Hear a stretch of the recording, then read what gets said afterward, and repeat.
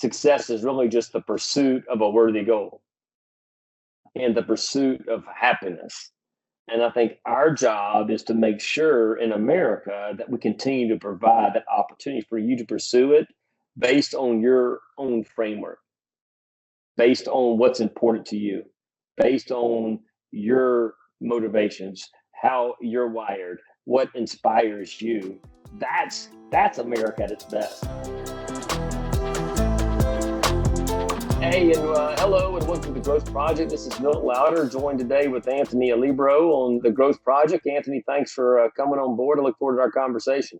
Happy to be here. It should be a fun one. Yeah, and so if you were new to the Growth Project podcast, it is something at AMPLOS we've been doing now since 2017. And our goal at AMPLOS is to find ways to help you be better and pursue better. And the podcast is one way we try to do that, to bring information or current events or current topics through a lens of a performance psychology mindset.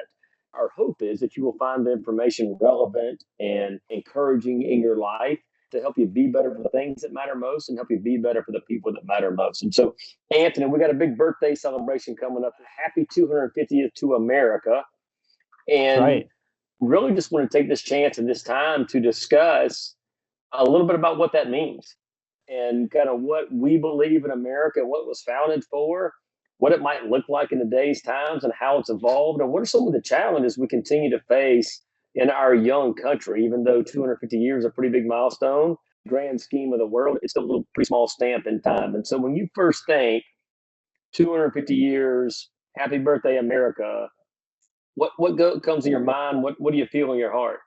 It's hard for me, who's approaching their 30th birthday to even, multiply that by 8, so to speak. And it's incredible to think since 1776, when we got our independence there, how far we come, just how much we've developed and evolved as a society. And this idea of we were founded on these ideals of life, liberty, and the pursuit of happiness. And a lot of those manifestations, a lot of those issues, a lot of those challenges, more broadly, obviously they sound and look quite a bit different in the year of 2026, but there's still things we aspire towards. There's still things that as a society we begin to work towards and to hold ourselves accountable to.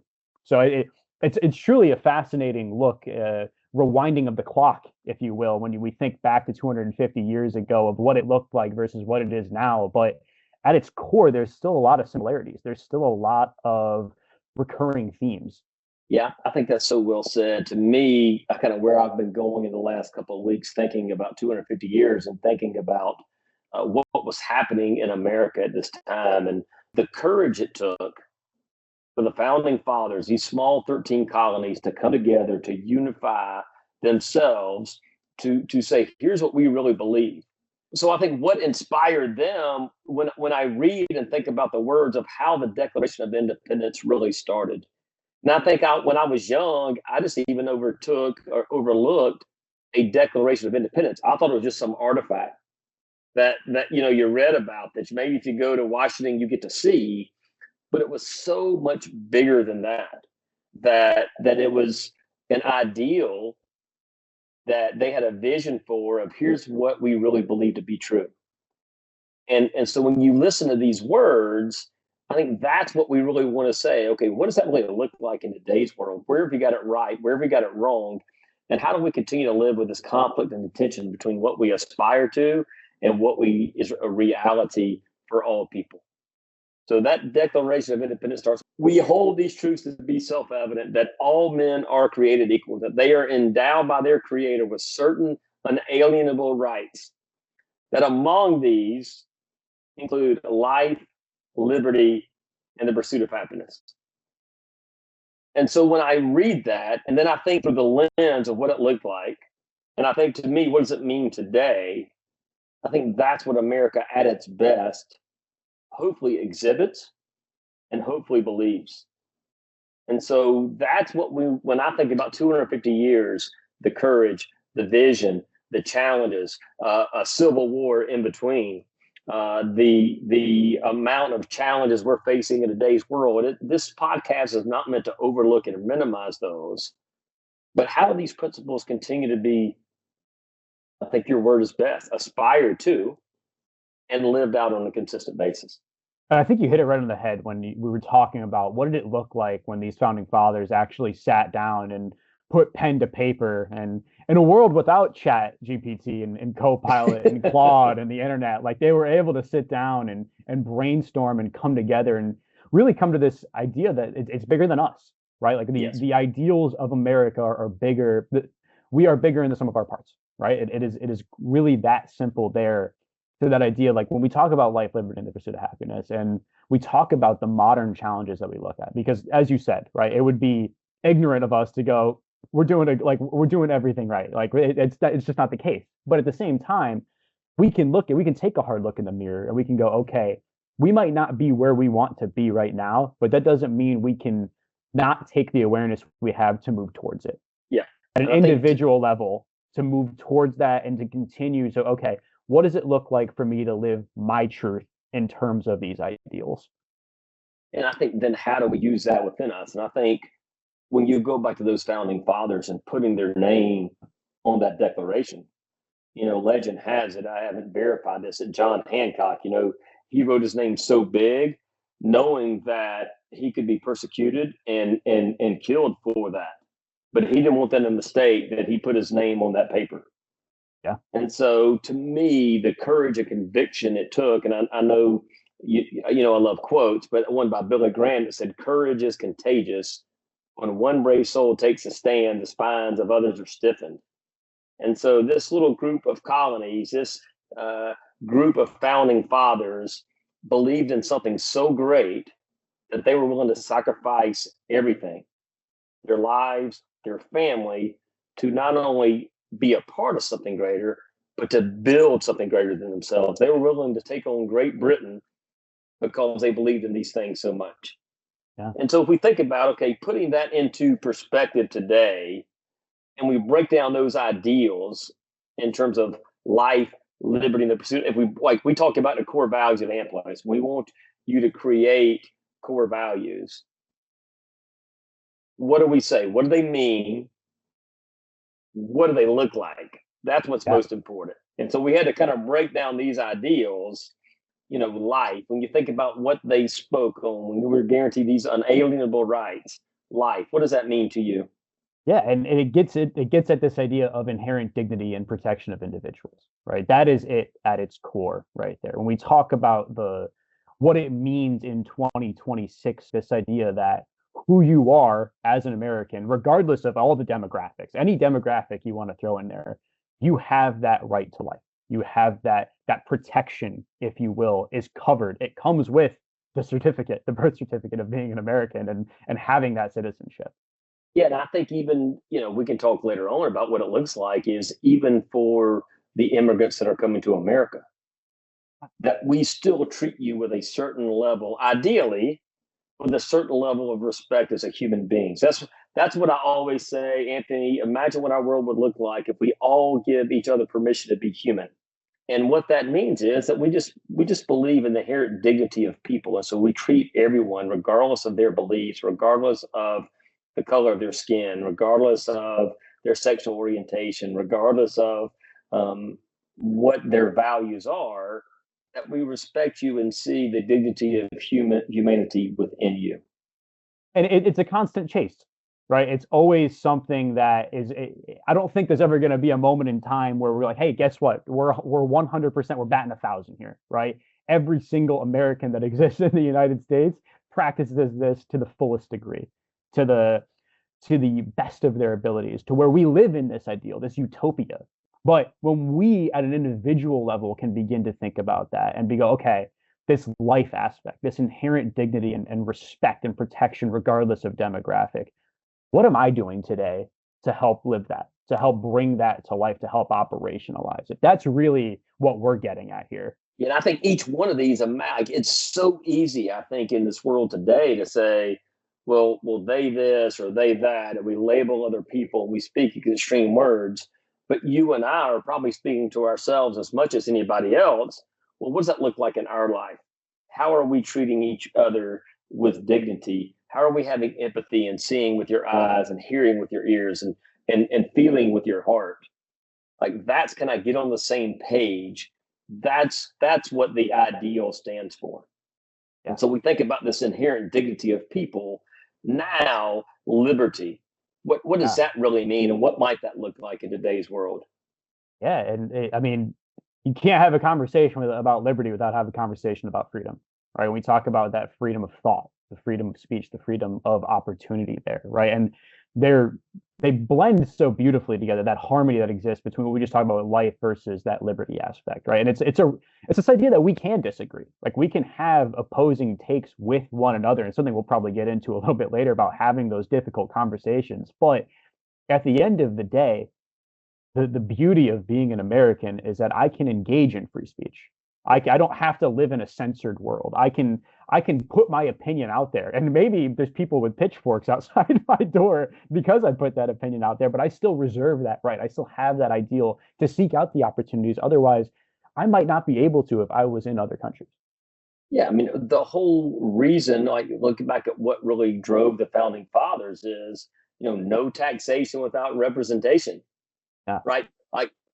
Like we wanted a voice in how we govern ourselves, and we're free to challenge the status quo. We're free to be who we were created to be. That's, I think, the ideal. And I think, what do we talk so much about the foundation of a high performing team is psychological safety. And imagine kind of that they didn't have that construct probably 250 years ago. They probably weren't talking about psychological safety, but what they meant is, if you're created equal and we respect you as a human being, then we also give you the freedom to speak your mind. yeah, And so then I think the last one is so well worded. And I think it's one, while we don't do well in life, we don't do well in liberty all the time. I think we struggle with this pursuit of happiness. It does not guarantee happiness. There's yeah. no guarantee that if you come to America, you're going to achieve the American dream, that you are guaranteed this success, you are guaranteed happiness, you are guaranteed the right to pursue it.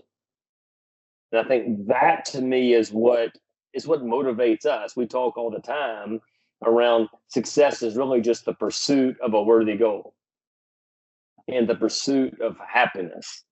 And I think our job is to make sure in America that we continue to provide that opportunity for you to pursue it based on your own framework, based on what's important to you, based on your motivations, how you're wired, what inspires you. That's America at its best. And if we take the other side of this, right? Because I know there's a lot of talking points about liberty, right? There's a lot of divisiveness when we talk about liberty and even the pursuit of happiness more broadly. But if we exnate those, right, out of our ideals, would we be able to get better as a country? I don't think we would be able to. If we weren't able to have an engaging conversation, to truly have freedom of thought, speech, and opportunity, as well as the right to pursue happiness, as you Yes. put it, right? It isn't like I'm going to wave my magic wand here. The moment you step on American soil, guess what? You're going to feel happy. Dopamine's going to fire, serotonin's going to fire. Like that's not, unfortunately, that's not the case, all right?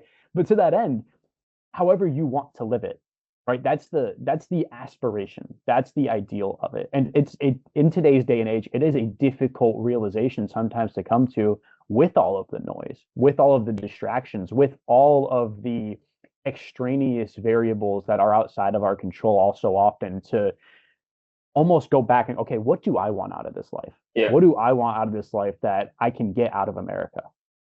Well, to me, that pursuit of happiness leans on an individual responsibility Yeah, and some autonomy. We can bring in the kind of all the new theories of motivation around self determination theory. To me, when I think about the pursuit of happiness, I know that's something right up your alley. Is I have to have some personal responsibility for my life. I have to have some sense of personal agency, that I have the autonomy to make those decisions to pursue within a organized civilization and society. There's creativity without structure leads to chaos. Creativity within it is what really leads to freedom. But as long as I play the rules of the game and live in a civilized society, then I have the freedom to pursue my goals, pursue my dreams. And there's an internal locus of control versus an external locus of control, that you know what is best for me, that you can decide how to live my life, that you decide how I spend my money, that you decide what I get to own. That to me is at our core. It is. Yeah. And I mean, speaking of self-determination theory, right? Like we talk about this idea of intrinsic motivation, right? The things that you find inherently enjoyable. One of the most beautiful parts of that pursuit of happiness is that differs from person to person, right? One of the ways we teach through this idea of motivation, one of my favorite ways, is I'll ask people the simple question. I'll ask a group of people like, hey, why do you run? Right? Why do you go for runs here and there? Like whether it be mornings, afternoons, whatever it may be. And you'll have individuals go, I hate running. I never want to run. Like it's awful. My knees hurt, my feet hurt. It's the middle of June. We're almost in July. It's so hot outside. And then we go to the other side of the room and they go, I love running. I don't even know who I would be without running, right? I don't even know what that would look like in my day to day if I didn't have that.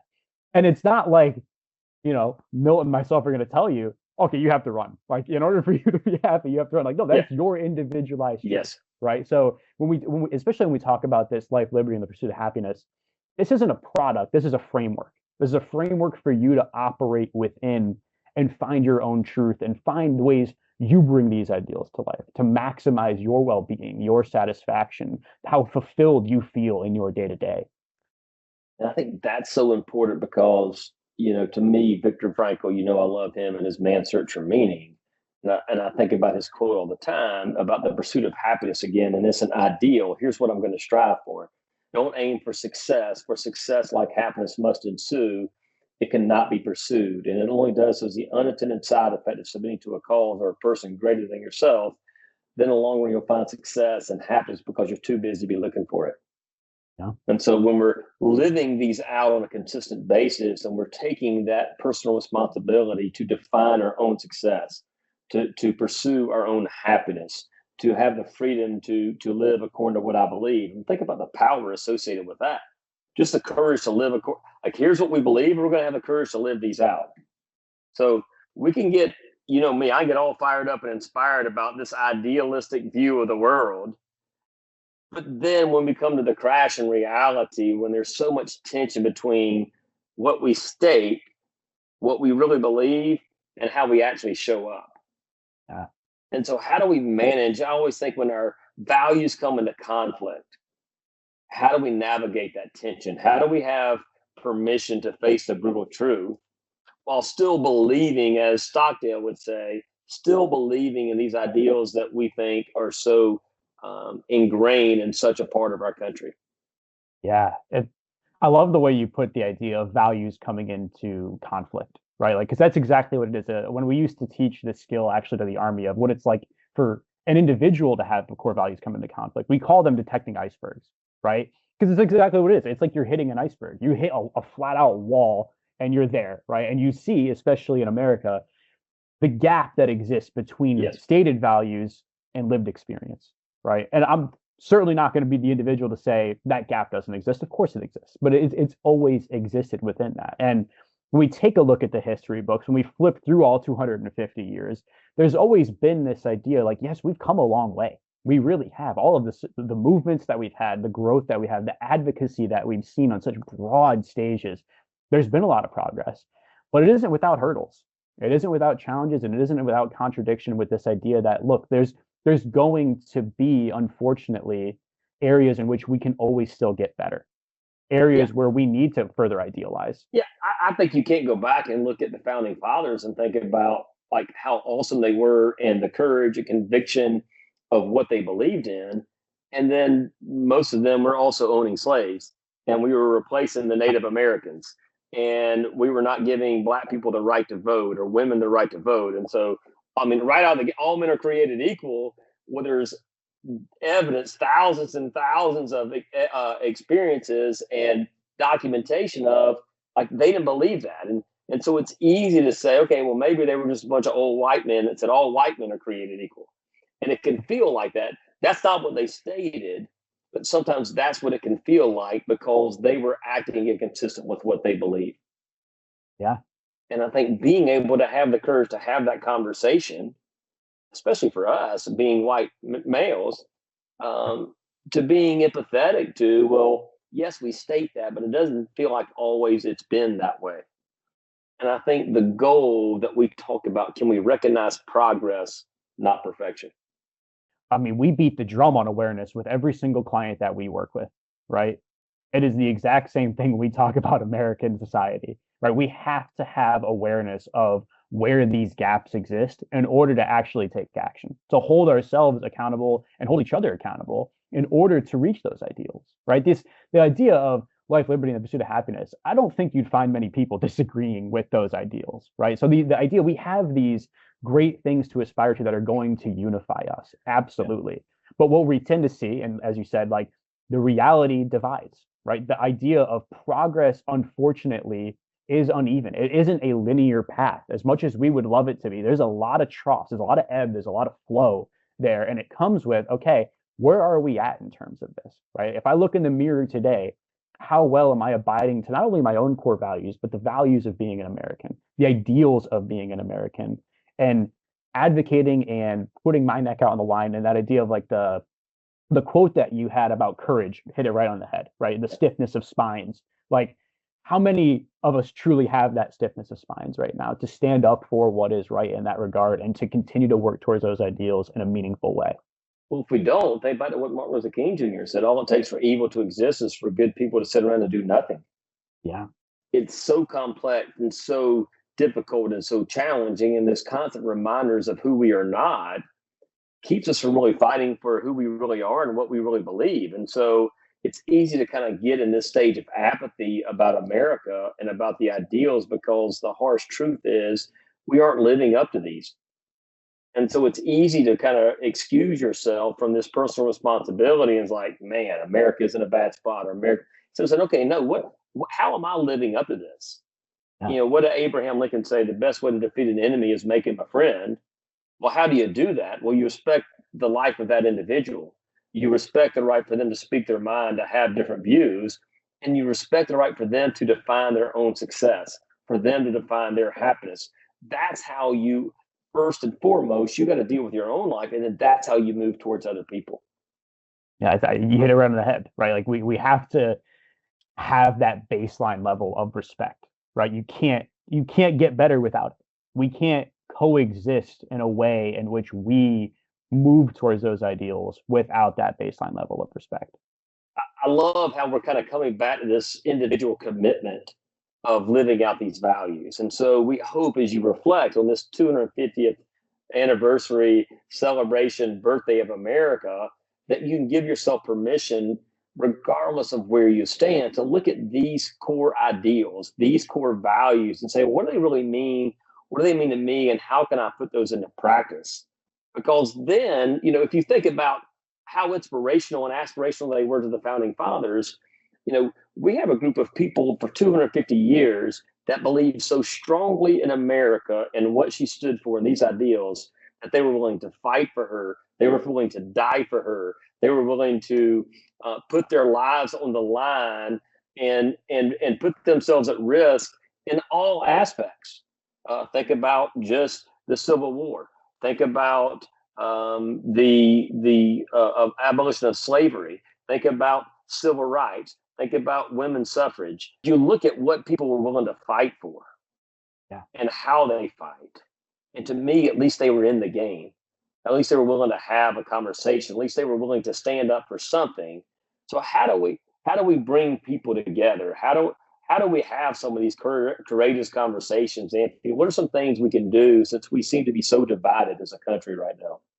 Yeah. I mean, it starts with ourselves and recognizing our own values. The great Americans that we've referenced and the ones that we even haven't referenced in our 250 years of existence knew who they were at a fundamental level and knew what they stood for.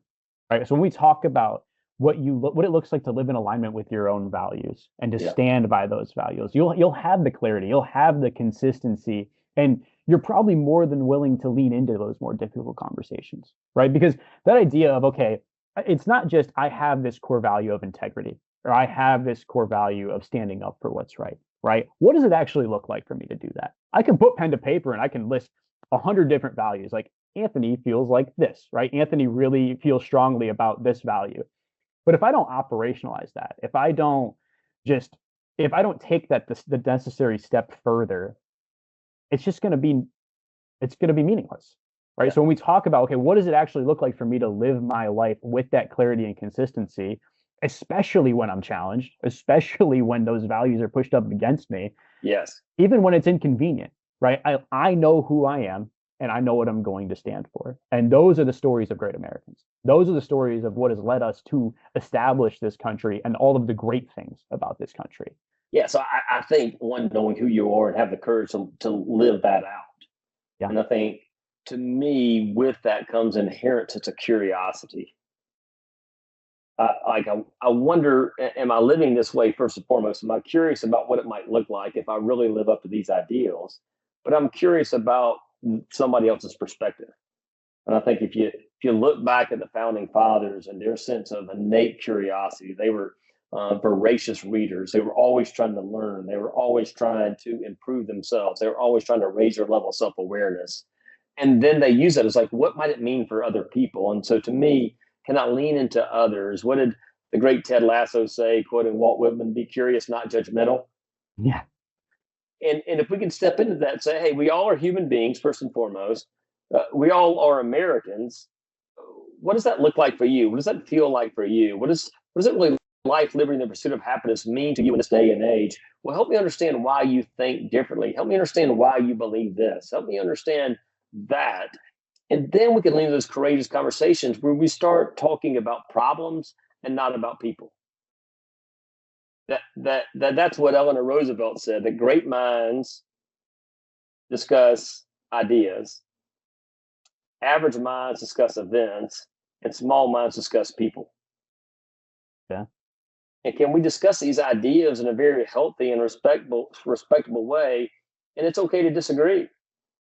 It truly is a relational issue at a lot of times, right? And especially like one of the simplest framings of this, and if you're in a relationship, you've probably heard this. It's not me versus you; it's me and you versus the problem, right? And that's such an important framing to have in this day and age. Whatever you might disagree with someone on, wherever the division occurs, right? We are only going to see progress if we can come to terms with this idea that it isn't me versus you, right? We may disagree on this, but fundamentally, there's a larger issue at hand.